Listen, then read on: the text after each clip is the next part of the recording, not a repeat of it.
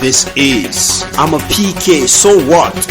Podcast brought to you by the PK Nation. Listen to real life stories and get tips to thrive as a PK. So here's your host, the first lady, Ruth Zubairu. I'm a PK, so what? I'm a PK, so what? I'm a PK. I'm a PK.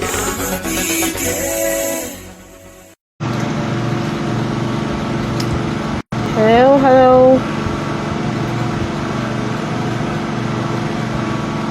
Hi everyone, good evening. Welcome to Beyond the Pulpit Virtual Summit. Hey mama, welcome. Fearless Females Network. Welcome. I am just going to pin the title in the comments, and I'll invite our guest of honor. So please do tag someone, invite friends, family, and let's go. Okay, you look lovely in red. Thank you. Welcome everyone. Thank you so much for joining. Our amazing guest today is Stella Damasus, and she has so generously agreed to be our speaker today. It's an unusual, I like to think of it as an unusual platform. For those who are just joining here, hello, my name is Ruth Zubairu, and I'm the founder of the Preacher's Kids So What Initiative. I'm a preacher's kid, and I have this burden to build a community around the preacher's kids and the preacher's family, because there's a lot that many people do not know about them, about their lives beyond the church and beyond things. But in this season, there's the call for the pulpit generally, so not just for preachers' kids, but what happens to church people in real life. And so I'm bringing on amazing people who are coming out to share their role, what they have been able to do, and how they've been able to show God in their day-to-day life, in their businesses, in their career, whatsoever, wherever they have, functioned. And that's why we're having the Beyond the Pulpit Virtual Summit. So you can be a minister wherever you are. And so, but today, we all know Stella Damasus, movie. Hey, Casey, hello, pretty love. Everyone, thank you so much for joining us. The Between movie is, I think it's a war room prototype. It's a movie you'll be telling everyone that is getting married, everyone that is having a trouble marriage, go and watch this movie, go and watch this movie. And so it has a message. It's packed full with messages for both the singles, for both someone who's married, for those who are friends and family. Sometimes you don't know how to help those who you feel are in trouble. But yeah, so go watch the movie Between, and let me have our guest take the floor. Thank you so much for joining us. Thank you very much. I appreciate it. Thank you. So do tell us a bit about the Soldier in Red Lipstick. It's not an initiative many people know about. And how did you get started? How did you get the idea to start it? And what has been the driving focus of that? Okay, I set up Soldier in Red Lipstick in 2016 because I had this thing in my heart. I didn't know what it was at that time, and I'm not one of those people that would say, "Oh, God spoke to me" or "Holy Spirit said," but I know that there was something pressing in my heart to create a community of women, all over the world, who would come together and just have a safe space where they can share their hearts, their thoughts, where they can pray with other women and all of that without judgment, without feeling, there's church people, without feeling, I need to be so high up there spiritually to be a part of something. There's so many people out there who just feel they are not really into church, they love God. So they are just in between and having to find a place where they can all feel, say, okay, I love God, what next? So probably me about that. I just kept thinking in terms of this community, what it will be called, and from the name to everything that it will be, just kept coming to me in visions. And I started writing it down, and I said, okay, how do I start this? Because one, I'm not a preacher. I don't hold my phone in church. I don't do a lot of things inside a church building, but I try to live my life to glorify God as much as I can because I love God. So how do I do this? And then the first place that came to mind was started off on YouTube, where I create videos. And I started creating videos and then created the social media page. But I didn't want it to be just everyone. So the Instagram page is a private page where I would just look at people, look at their profiles and accept, just so that we try to avoid trolls. People come and publish and all of that, you know. So we're almost 10,000 members right now, and it's been growing. People have been impacted. I've been receiving testimonies, DMs, prayer requests, and things like that. And it's really been changing a lot of lives, women, their businesses, their marriages, their children, and all of that. So I'm just very grateful to God that is doing what I saw in my vision that it would do. I mean, it's amazing. It's amazing what one step of obedience can do. And so, looking at yes, for those who are asking, it's on Instagram. You can join on Instagram. It's for only women. It's for only women. Women only, yeah. And your handle has to be open, not private, so that they can accept you. So if you're watching and you would love to be a part of it, please send a request to follow Women in Red Lipstick, and you will be accepted. Yeah, and you'll be accepted. And so, going forward, what is your definition of worship? You know, of the expression of worship in the 21st century. Okay. For me, I've always believed in worshiping in spirit and in truth, not based off of a doctrine. And when I say that, people keep saying, oh, are you saying people should stop going to church or stop? I said, no, that's not what I mean. When I say in spirit and in truth, it's because we know that a lot of us Christians, we live based on what the expectation is, not what we are supposed to do from our hearts, in spirit and in truth. And in today's worship, I always say, the only way to worship God successfully and have other people join you in this generation, in the world of today, is not to conform. When I say don't conform, I don't mean rebel against church, no. But I mean, we were sent out there to bring in those who are lost.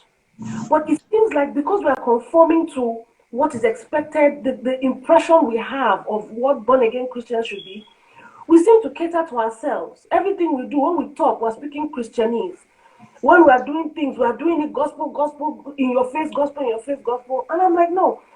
When Jesus came, he led the most unlikely people. He chose most unlikely people. Yeah. He has a reason for doing that. If you want to reach the banking industry, for instance, you will not call prophet one thing to go and reach the banking industry. No.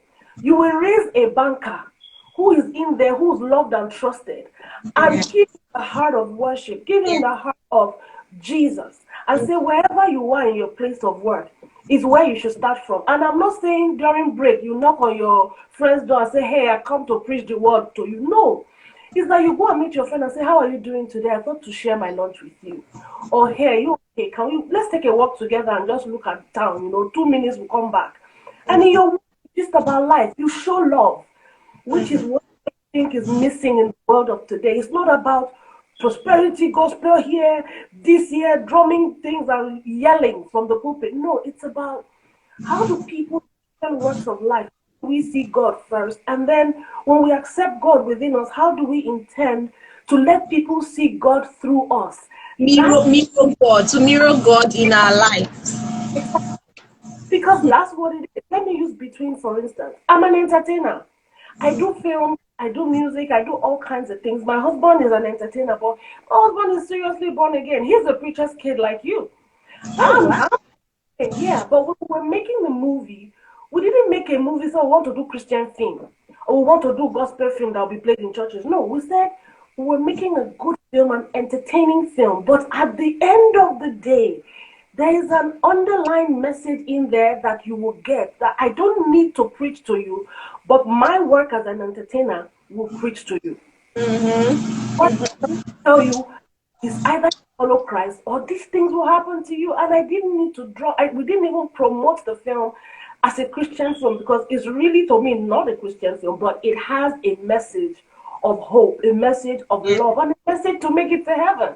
So And it's funny because Jesus used a lot of parables and illustrations while he was here on earth in his ministry, and so I think that's the role that the movie industry, drama, and all those things play. It's just um, acting out parables, you know. Yeah. But the message, you would get the message if you watch it. You would definitely get the message that the movie is trying to pass across. yes. So what we ended up doing is that we realized that from the data that we got, from the algorithm and all of that, 40% of the people who saw the film were not Christians. They were not believers. But they saw it and enjoyed it and still commented and told us how it affected their marriages and everything. And I'm like, that's the whole idea. That's us catering to people that normally wouldn't want to see anything church. Worship in this century. That's Wow. Well done. I mean, that's really amazing. And so I think that's it answers my next question, saying the Christian in the marketplace. So what's true, what's not true? What are the things that they should hold as principles? Then what are the things that you can be very flexible about? What are the things that are non-negotiables? And so, like you rightly mentioned that, okay, if you have a problem with, if you're working in a bank now, you don't just go there and say, okay, everybody now it's time for morning devotion. So what are the things that are you saying in the workplace? What is the disposition of the Christian? What should be their disposition in the marketplace? What should be the non-negotiables? What should be the things that they can be flexible about? okay. First thing I would say about that is, as long you don't compromise, you can be a normal person, be your normal self, do your normal job. What I do, like what my husband and I do when we go to work, we want to film or we want to have a meeting with people that want to do a music video or something. And most of the time, it's not even Christian. But here's what my husband does. He'll say, please, not everybody here is Christian, but we like to pray before we start. And he prays. So even people that are not Christians, they respond, oh, okay, amen. They don't care about your prayer, but they say amen. But they see you do it.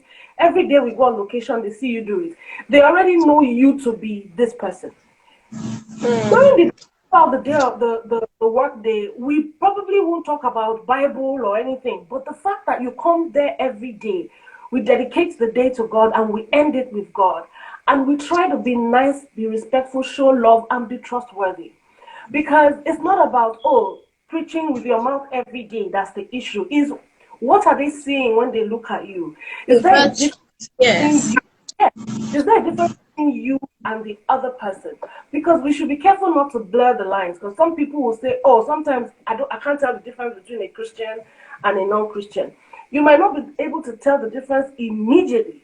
But when you look at both of them and you see their reaction to things, the way they speak, their choice of reaction, of expression, you can tell that there's something different about someone. As long as somebody is showing you a better side to things, a positive side to things, somebody is showing you something that you're like, does this person want something else or is it just being nice? Sometimes loving the unlovable. That's another thing. In the marketplace, be able to love the unlovable. You don't have to do anything special to be different. And just show love. Just be different. Just acknowledge that God is the one who's giving you what you've got. Like being able to live life with spiritual freedom. I keep saying it, being free spiritually and mentally. It frees you up from a lot of burden. That's why people wonder, Stella, it's as if you're not really close to some certain people that you're supposed to be close to. I said, no, I'm friendly with everyone, but I also try to make it a point of duty to be careful what my associations are. Do you understand? Because people Okay. see you in the place of work and they wonder, who is this person? What are you made of? People like me, it's hard for people to say, oh, she's a good Christian. It's hard because I'm in an industry where it's entertainment, so they group all of us together. But how have I been able to stand out? It's not thing. It's by the kind of films I do, the way I respond to things, the way I react to things, the way people see me in and out of movies. I try to be different because I ask myself every day, what would Jesus do? That's the yeah. My father was a banker before he died, and he had so many opportunities to be fraudulent and make serious money because his mates were doing it and building mansions and all that. And people kept asking him, oh, this man, why are you still like, you should make money and do this thing, man? And my father would say, the day me I would do it, that's the day they will catch me. And they will ask him why. My father would say, because of Jesus. Jesus will catch me. And I didn't understand that as a kid, but he kept saying to me, I always live my life as if Jesus is sitting right in front of me, watching me and waiting for me to make a move. And I that. So whatever I'm doing, even when I'm dressing up, to the tiniest things, the way I look, the way I speak, the way I react, the way I interact with people, I always act like Jesus is just there, folding his arms, looking at me, waiting. So my life is guided by, I don't want to offend Christ, please. He's right here looking. I don't want to, and I'm teaching my Yeah. children that, and I find that it helps me seem different from a lot of people because I consider God first. I consider Christ first when I can. It's not easy, but that is what Yeah. will go out in the marketplace. Yeah. I mean, that's I think that's the question everyone should go with. If you're just hearing this, what would Jesus do? We will not always get it right all the time, but Yeah. if you have that playing at the back of your mind, it would guide a lot of our actions. It will help us to choose right. Because the truth is, we have choices to make daily on a daily basis. Mhm. Now I'm coming to everyone is on lockdown. We've just had an extended 14 days, extra 2 weeks, and the topography of worship has changed, for a lot of people, and going forward, it will change. So, Yeah. what do you think will be the impact of COVID-19 on worship, on the way we worship, the way because I mean, especially in Nigeria, we like Sundays. Some people are from Friday they start keeping their Sunday clothes. Some people really love that worship experience, going to church, just being fellowship after fellowship after fellowship. But right now, we've been on lockdown for a couple of weeks, and we still have 2 more weeks to look forward to. Yeah. Yeah, so, what do you think the impact of this would be on worship going forward? I think that honestly, when this is all over, a lot of people will still go back to church, but you will find more of house fellowships. You will find more of intimate worship time with friends and family. You will find that people who have now seen the benefit of being able to fellowship at home, being able to read devotionals and get the word from online and just busy themselves with the word of God, they will begin to gather because even before the lockdown, I noticed that here in America, a lot of people started coming in groups. They will pick someone's house and they used to do it a lot in Nigeria. I don't know if they still do it. Yeah, house fellowship. Yeah, they do like fellowships and all that.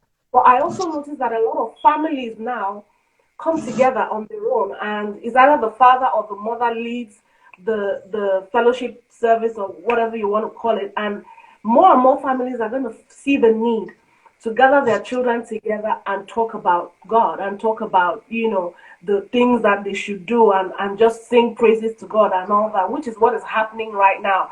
Because now families gather and watch services on screen. On Easter Sunday, people broke bread and drank wine and all of that just because they were watching it on screen, they could participate. So it shows you that in this day of technology, people are going to be able to worship God wherever they are, however it is. You don't have to wait until Sunday morning to dress up and drive to a building because we are the church.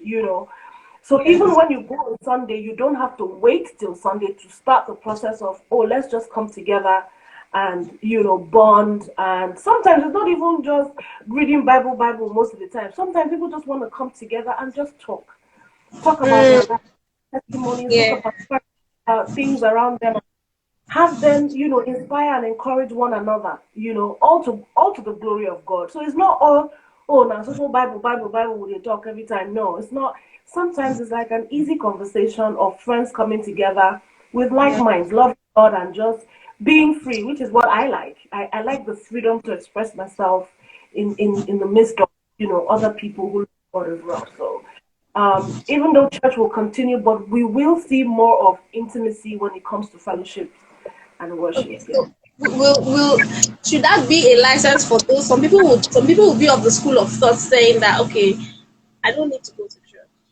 I can stay in my house and read my Bible. After all, this period we didn't go to church. So should that be what would you say to people who decide that, okay, you know what, I don't even want to do going to church again. I can stay in my house and do church. Any true Christian who knows the Bible will not say that, will not do that to themselves. If you want to be lazy and be sleeping in your house, that's on you. That's not on anybody else. Because any true Christian who reads the Bible will tell you not to forsake the gathering, the children of God, because it is very important that we all come together, because there must be a senior pastor who's ordained, who will teach the word. There will be a choir, there will be a group of people, members of the congregation, who will come together and just make that joyful noise to God that makes him very happy. Yes. Because some people will say, oh, when 2 or 3 are gathered, he's in their midst. Yes, he's there. But guess what? When more than 300 are gathered and they are screaming in Jesus' name, or they are screaming hallelujah, that shakes the gates of hell. So there is a reason why it is important to go to church. It is very important. But I'm just saying that apart from going to church, which is important, on a weekday, there's nothing that stops you from picking one day of the week to actually just do intimate worship with a small group of people before you go to church on Sunday, so that we don't end up being Sunday Christians. Because a lot of us, Yeah. that's our relationship with God, and whatever is on Sunday. After Sunday, Monday, as we are removing church clothes, from Monday we go back to our funny lifestyles, and until the next Sunday we become holy again. That's what I'm actually talking about. Yeah. That this period should teach people how to come together and fellowship, even when it's not a Sunday, before you go to church. That's what I I mean. mean, that like C_decor is really reiterating it, that there's power in person fellowship. And Yeah. so the Bible says iron sharpeneth iron. And so when we come together, our collective prayers, our collective worship edifies each other. And so sometimes, I don't know if it has happened to you before, sometimes I just feel if I go to church, I just want to soak in strength. Sometimes you may not even find the words to pray, but you just be like, okay, let me just be in church. If like they are worshiping during prayer section, you just want to be quiet and just get that strength being seeped inside of you. And that is what the devil will want a lot of people to miss out on. Because when you're weak, he wants to isolate you, and then when he isolates you, he has succeeded in the fact that, okay, yes, he can give you all the knocks on the head. But when we come into the gathering of the children of God, you get strength. You get strength from our collective gathering. Yeah, you're right. I mean, my spirit gets lifted when I go to church with a group of people, everybody like expressing their love for Christ. Some people, they are shedding tears, and you're looking around there and you're like, I'm not the only one that has that stuff. When you look around there, everybody has their own to deal with, and they're all trying to express themselves to Christ. It gives you that motivation to just surrender it all, as opposed to trying to do it on your own. That's what church should be. It's supposed to be a place of healing. That's what Jesus said, come as you are. Whether you are a sex worker crawling in the night, or whether you are an armed robber who just had this epiphany and say, you know what, my heart is troubling me, or whether you are somebody that has tattoos all over your body, whatever it is, the church is supposed to be a hospital for the spiritually sick. It's supposed to be a place where you all come to, and people are there to embrace you and say, okay, come inside, let's talk. Come inside, let's just love you, not judge you or punish you. Let's just love you. Let the Holy Spirit fill your heart, because Jesus is, Holy Spirit is here with all of us praying for you and just gathering around you, and you can break down and just let him be strong in your weakness. That's what the church is supposed to be. You know, so that's why it hurts when people run away from church when things happen, because I have run away from church a lot of times, because I've attended some churches that I became worse when I started going to those churches than when I came out. And I ran away, and I'm like, no, if this is what church is about, I'm done. But it took some people, some good Christians around me to tell me, Stella, it's not about the church, it's not about the pastor, it's about your God. Are you going to turn your back on God and turn your back on what he wants you to do just because you were disappointed in one church, or one pastor disappointed you or messed up or something? No. You will continue to seek God. You will continue to ask God to show you a Bible-believing church where you can go and be filled, you know, spirit. You can go and fellowship with others. You can go and be lifted in your spirit and know that, yes, you are not alone. You can go and people will hold your hand and say, don't worry, we are here for you no matter what it is. Yes, as a human being, we thrive on community because it's the way we were created. We need that community. So the community in the church is supposed to hold us together, not judge and tear us apart, you know. So it's important that we understand the importance of going to church and just fellowshipping with other people, you know, and worshiping in spirit and in truth, not worshiping because we are obligated to. No, that obligation thing is the one I don't understand, you know. I mean, so someone just typed the comment that the true essence of worship or of church has been lost in most Nigerian churches. And the truth is that a lot of people have been hurt by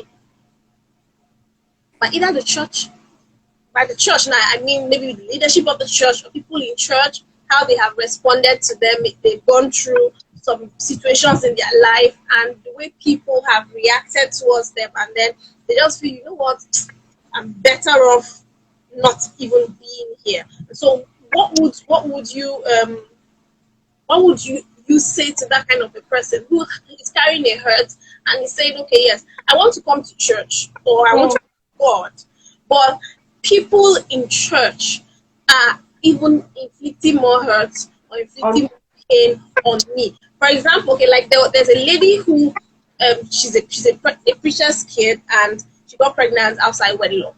Now, even normal person that gets pregnant outside wedlock, people have the eyebrow, the side eye kind of thing, and then now she's a preacher's kid, and the whole vilification, like, man, yeah, crucified times 100, you know. So that kind of a person, when the person is talking and it's like, you know what, nah, I don't want to do this, what would you say to that situation? Okay, first of all, this problem is not only in Nigeria. Let me correct that notion. It's everywhere. It happens in America, all over the world. That's one. Number two, like I said, I've been there. So I totally understand. I've been there. I've been judged by churches. I've been castigated. They've told me, oh, you sinner. Oh, you husband snatcher. What are you doing in this church? Oh, you dare to mention God and all that. I've been there, but you know what? The truth of the matter is, nobody registered a company and trademarked the name Child of God. We are all children of God. Okay? So even those people that are judging and castigating and are in the church politics and all, they are all human beings like you. They are all children of God just like you. So they're not better than you. Like I said, if you get hurt in one church or by a group of people in the church or by a pastor, those are not, it's not enough. It's not enough criteria to turn away from fellowshipping. It's not enough to turn away from Christ or the church. There are so many churches out there that will lovingly accept you and love you. That's why my pastor is saying, always pray for a Bible-believing church. If your heart is not in this church that I'm pastoring, ask God to show you another one. It's not by force. There are so many places of worship that you will go to that your heart will be free. I've gone to different places that, even because of who I am, it was very difficult for me to even, sometimes I want to go and be quiet. They'll say, no, somebody like you are out there, you have to be a part of this group, this organization, this ministry. Then I'll now realize and I'll enter, then they will now show me Pepe. But does that mean that I will forsake my God, does that mean I will turn away from him, turn away from the church? No, that's for me, that's when you're a baby Christian. When you know the true meaning of having a pure relationship with God, nothing can come between your relationship with God. Nothing at all. Nothing stop God from loving you. Nothing should stop you from loving God as well. It's a two-way relationship. So if one church go another one. If that go another one. There are 1,000,001 places that are available that you can go to and ask God, guide me before I enter this one, guide me. If you go there one Sunday, the spirit is not working with it, leave and go to another place. And as for those people that are being judged by others, look, they can judge all they want, but the ultimate is God Himself. The moment you make your peace with God, for me, that is all that matters. Time and time again, that we take too many of these things too seriously. The most important thing to me is, what is God saying about this situation? What is God doing about this situation? The God Himself that said, when I make a mistake, when I fall into sin, when I do this, come boldly before His throne and ask for forgiveness and confess my sins and make it right with God. He's the only one that can make sure that I get to heaven. He's the only one I need to please and impress. So I'm a preacher. I got pregnant out of wedlock. Okay, fine. Father, forgive me. So, okay, I committed fornication before I got my. Okay, forgive me, Father. I don't make this mistake. No vex. But this belly don't come. People have been married for 50 years, no child. This belly don't come. Now, am I going to throw my child away? No. Father, forgive me. Make it right with your father and make sure in your heart you know that this is the kind of mistake you can never make again. Once that is done, who they talk, make it they talk. Who they talk, let them be judging. Because there must be a positive thing to come out of that thing. And that positive thing is that. So you will love that child and put your heart into raising that child in the way of the Lord. That child can never be made to feel like a mistake. So for me, the important thing is, what is God saying? Have I made it right with God? Have I asked Him for forgiveness? Have I confessed my sin to Him? Can He see my heart that I'm really sorry and I intend to keep my word that I will not make that mistake again? If yes, who else matters to me? What this pastor is saying or what this deaconess is saying? I'm not saying those. No, not at all. I mean. Thank you so much, because this has been, I've seen it happen to so many people, different relationship lengths, people from afar, people close by. I'm like, oh wow. Nobody has the trademark. Nobody is the person that ordains who will be a child of God or not. So if they ostracize you, you have, God is your father and He has not thrown you away. So don't feel abandoned by any other person. Oh. And so the major thing is the relationship with God, ensuring that you have a growing relationship with God, ensuring that you have a growing relationship with God. Yeah. So do you have any last words for people in church or PKs who are growing or are trying to find their feet, trying to determine, okay, this God thing, is it really for me? Or should I go and try, let me go and taste the walls?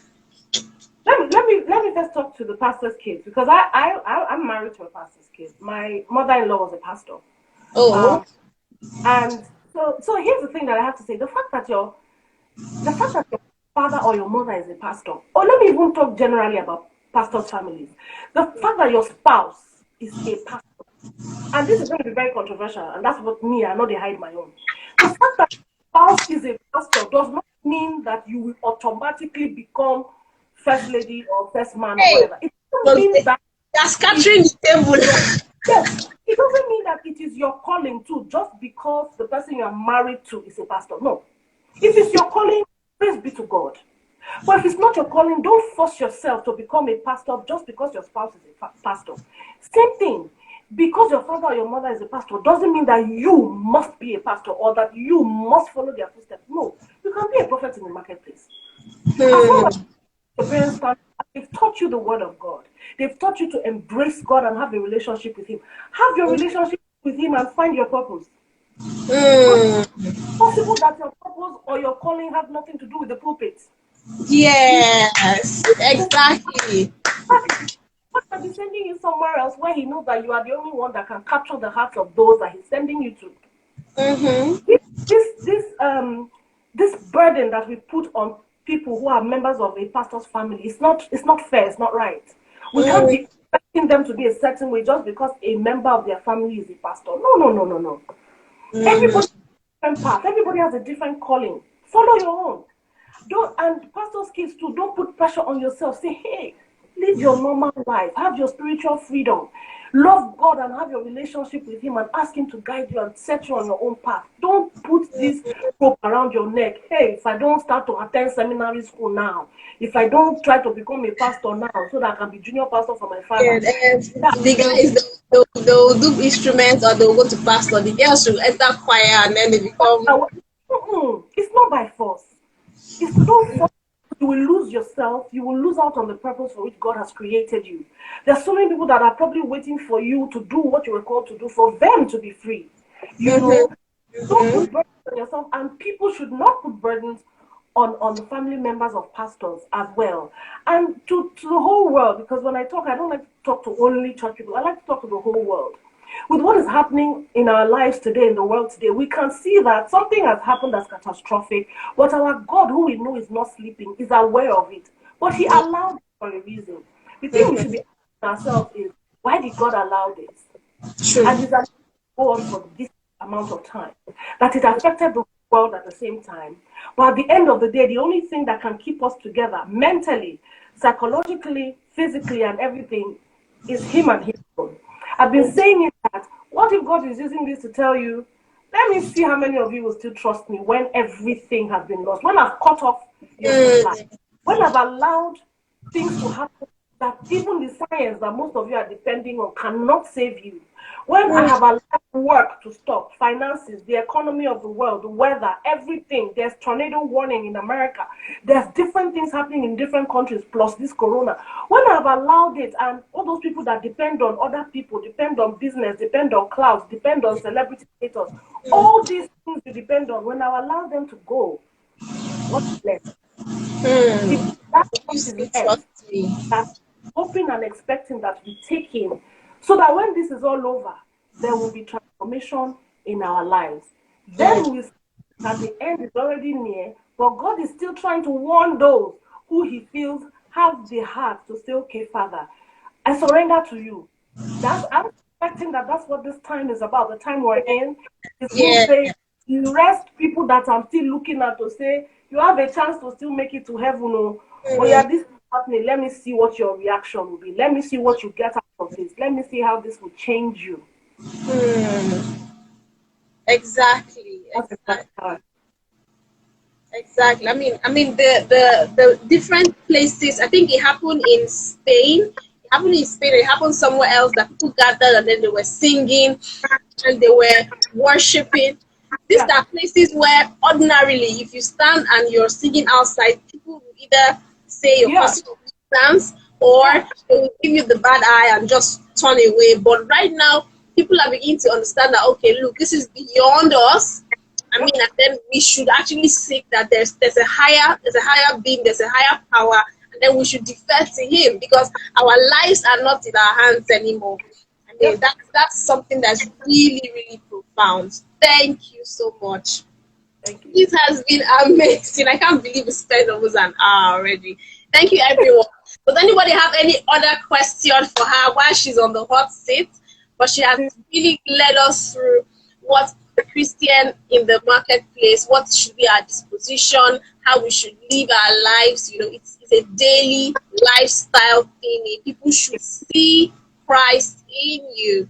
For those who are just watching for the first time, you can follow PK So What for the replay of this video. So you can start from the beginning, you can watch it. For those who are in the preacher's family or those who are related to them or even anybody, it's necessarily for all those who should be who are in Christ, those who Yeah. we also want to reach out to be in Christ, because I mean that's what we're here for. And if we are not conscious about it, these things are happening, but they're happening to tell us that the time is drawing near. for the coming of the Lord. And so we should all be prepared. So yes, Between is still showing YouTube. Please go watch it, share it, and you would see how the movie describes, or how it sends the message, preaches the message of the gospel to every one of us. If you love to hear more about Stella, please follow at Stella. The Soldier in Red Lipstick as well. Please also, if you want to join the all-female ministry for prayers, for community sake, for community building, especially for women, please join at Women in Red Lipstick. Yes, thank you for putting that up and all that too. Thank you, everyone. My name is Ruth Zubairu, official, and also PK. So once again, bye for now. Thank you. Bye, everyone. Thanks, Stella. Thank you. Thank you for listening to I'm a PK, So What with Ruth Zubairu. We are royal, we are rare, we are ready. I had a great time, and I was hoping Save it, Prince Charming. You had fun, I had fun. Right now, we never met. Bye. So a guy can walk into a club, pick up some random chick, sleep with her, and he'll be called badass. But when a woman does it, she's called a slut.